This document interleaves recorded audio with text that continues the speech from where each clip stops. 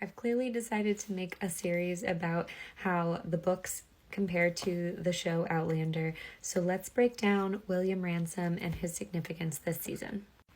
Obviously, this will have spoilers for the book and the show, so if you are looking to avoid those, please do keep on scrolling. So we get our first ever look at 18-year-old adult William in episode 2 of season 7, and I was very anxiously awaiting this moment.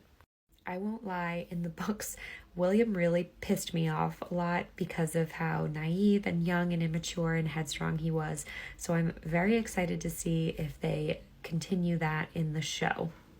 This, of course, is the moment that he meets Brianna, and in the books, Brianna is very different than Sophie Skelton. She is extremely tall, extremely large, and is often very commanding in a room or out and about, and she actually is bigger than William at this point in her life.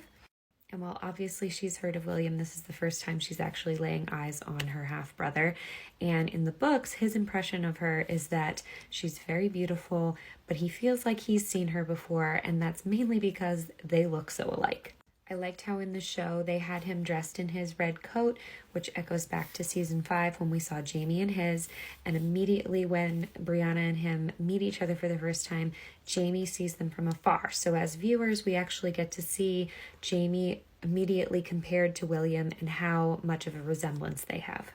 Now in the book, A Breath of Snow and Ashes, which a lot of the current plot of the show is based on, this is really the only time that William and Brianna interact with one another, and much of William's storyline is kind of pushed to the back of the book. We are in his point of view quite often as he tries to navigate joining a regiment and trying to become more involved in the revolution, but it really isn't until An Echo in the Bone where we get a lot more prominent plot surrounding William. In the books, he accepts a mission from Captain Richardson to deliver a message to General Howe in New York, and that is the beginning of William's big overarching story.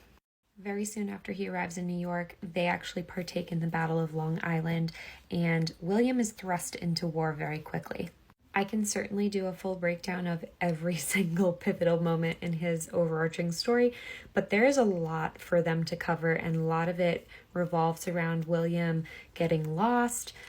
mixing it up with Continentals, really trying to grow up and be a man, and in those storylines you piece together his personality and how he differs, but also is very similar to Jamie. Along his travels through New Jersey, he actually runs into Ian Murray, and Ian removes a splinter from his shoulder and brings him into the care of the Hunters, which is how they will tie into season